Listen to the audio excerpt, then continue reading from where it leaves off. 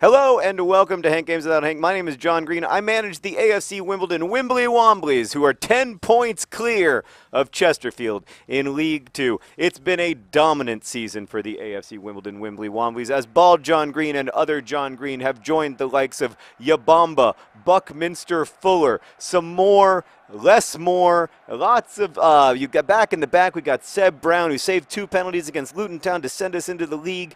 It's just been an amazing season as all of these men and Lizzie Bennett have come together, men and women, gay and straight, to serve their club together. It's been wonderful. We're coming now into the second half of the season. And I'm so proud. I'm so proud of everybody and the way that they've played. Oh my goodness! It was almost a beautiful goal right to start.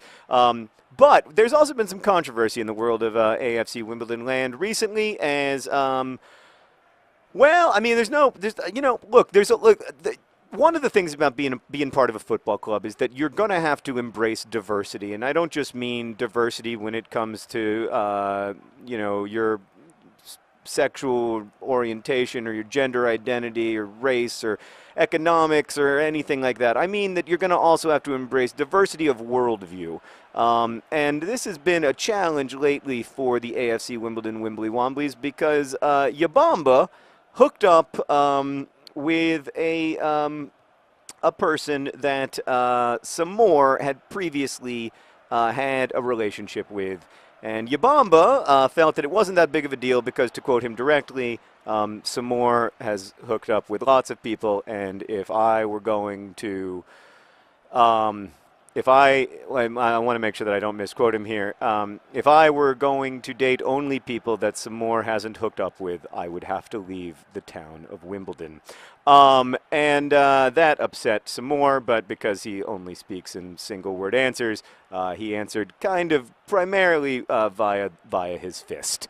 And then we kind of had sort of a come-to-Jesus moment in the AFC Wimbledon Wombley Wombley locker room after a game in which I said, listen, we need to have a talk about this, about A, not judging each other, and B, this whole idea that if you have been in a relationship with someone that you are no longer in a relationship with, that person somehow like belongs to you for all of time.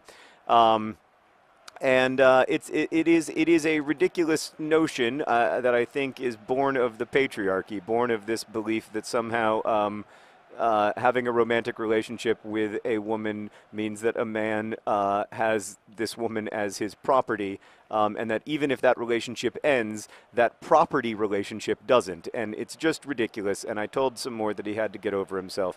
And eventually he said, okay, which, for him is almost 2 words if you think of it as O space K. So I was happy with that, but he was obviously a little frustrated. Anyway, it all led to a conversation about casual sex and the role of casual sex in among the Wombley Womblys, but then more important, also among the larger community. I am an old fuddy-duddy. Like Bald John Green and other John Green, and, like the 2 of them, I am in this extremely monogamous relationship and quite happy to have it monogamous, and I have no fond memories of my days of dating. I wasn't very good at dating, and, that was that. But the idea that, like, it's inherently wrong to have sex with someone simply because you haven't said I love you yet, or you aren't married, is just not, it's not an idea that we as a football club are going to put forward, because there are lots of ways to live your life, and it's not, oh, that would have been a great cross if only we had had someone on the end of it. It's not my job to judge the actions of others. I can only say what makes me comfortable, and if 2 grown-ups are consenting to something, then I think that's fine. And I think sexuality is a big part of being a person. And when we deny that or try to control it or try to treat it like it's weird or sick or perverted or whatever, it really does kind of bug me. I get asked a lot about my novel The Fault in Our Stars, why characters in that book have sex. I'm going to try to say this without spoilers. Come on. Oh, it had to be, but it isn't. Anyway, I get asked a lot why the characters in that book. Oh, it has to be, and it finally is. Oh, it's Porter. It's Porter. I don't even have a song for him. Does he have a name? Does he have a name? Frankenporter? What's his name? Porterhouse? We got to work on that, guys. G Porter. He needs a name. Is he the reporter? Is he the, I don't know. Work on it. But obviously he's going to be scoring a lot of goals in the future. That's how I feel anyway. How was that possibly offside?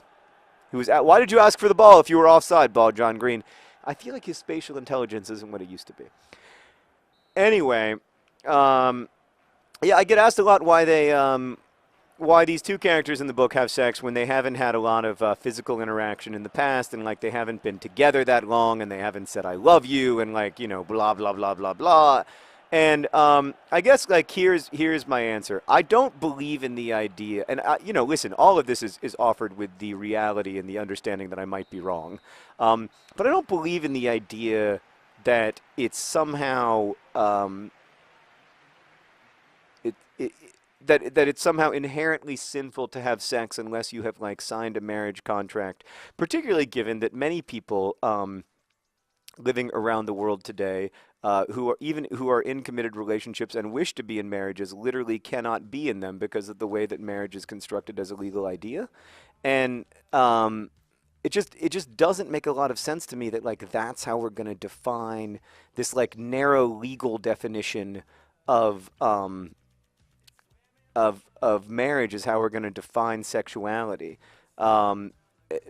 because, well, for a lot of reasons. Like, does that mean that there's something like, for instance, it's perfectly morally allowable to have sex with your spouse if you aren't in love? Or, I mean, if there's, you know, can you have, yeah, anyway, it's just, there's all kinds of, like having that as the definition of like a successful sexual relationship being the only definition, being one that occurs inside the confines of this legal construct that has only existed for a few hundred years. It delegitimizes the sexual lives of like everyone who lived before the age of legal marriages being legal contracts, which, you know, it's like 600 years old. It says that like almost all human beings didn't have like had sinful sex lives, and I don't buy that. B, I think there are lots of ways to be sexual that are not considered sex by the like culture that would like establish and worship virginity. And I think that, like, I don't know. I think that all of that's legitimate. I think that you have to find, you know, you have to find what makes sense for you and for your partner, and as long as it's about the two of you and not about, oh my God, that was a terrible shot, that was an embarrassment. As long as it's about the two of you and your comfort and your you know, like what you like to share privately with each other, I just don't have an issue with it at all. So anyway, we had this big conversation about it in the locker room because, you know, there are some people, including Ball John Green and other John Green, who are actually quite, you know, real big defenders of marriage and of like a certain like kind of committed sexuality and kind of against casual sex. And I think that's fine. Like that was the point I was trying to make. Like we have diversity within our support group, within the people who support the AFC Wimbledon Wimbly Womblys, and we're going to have diversity among the players. Oh God, panic, panic! Everything worked out better than expected. Now would be a time to use the X button, but instead I'm not going to. I'm going to go to Yabamba. Then Yabamba, oh, it's a great pass. It's a great pass. It's a great pass. Go to your husband. Show him how much you love him. Yo, God. You see, sometimes commitment doesn't work, Meredith. Sometimes you need more casual relationships. Meredith just said I couldn't agree more. Yeah, I just think like you're going to have to live with diversity in your life, and there are going to be people who do, you know, who like have sex lives that aren't the sex life that you would choose, and that it really doesn't shape your sex life. Like I know that because I've been on many sides of that coin. As long as it's not the person that you're in a relationship with that you can't come to agreement on about how sexuality should be, I just don't see. I don't see it. I don't get it. I don't get the obsession with sexual mores. I don't think that. I think that like I understand why we're obsessed with sex, and I guess I understand some of why everybody. I think almost everybody I've ever known anyway, if I've known deeply, like feels a lot of like shame and guilt around their sexuality. Like I guess I get that. It's a private thing. You know, there are facets of it that feel taboo and everything. But it's not. But it's yours, and there's nothing particularly shameful about it. And I actually think that's it's one of the good things that's come out of the age of the internet is that people have felt whatever whatever the nature of their sexuality have felt less alone and less kind of like afraid and ashamed of it, which I think has been a very positive development for a lot of people. Like I think that that feeling of shame and aloneness is Ball John Green hurt? Oh, sweet holy Jesus. Please, God, don't be hurt. Please, God, don't be hurt. Please. He was just getting up slow. I'm going to take him out just in case. No, I got to take out Yabamba. Yabamba. Just got substituted. Yabamba. He got substituted. I don't really even know the melody that well. I'm just not a great. I'm not a great celebrator. So, yeah, I just don't. Paul John Green just doesn't look himself suddenly. I am a little worried about him. Anyway, I get it, but I'm really glad because I think it's good. It's really important to understand why did other John Green did you see what happened? He just ran into the stands. I love you, Seb Brown. I love you. Thank you for getting us into the league. Yabamba, don't be upset. You've had a nice game. You're just tired. I can tell you're tired. We're bringing on Mr. St. Luce. What is St. Lucie the patron saint of? Because maybe we'll name St. Luce after whatever St. Lucie's the patron saint of.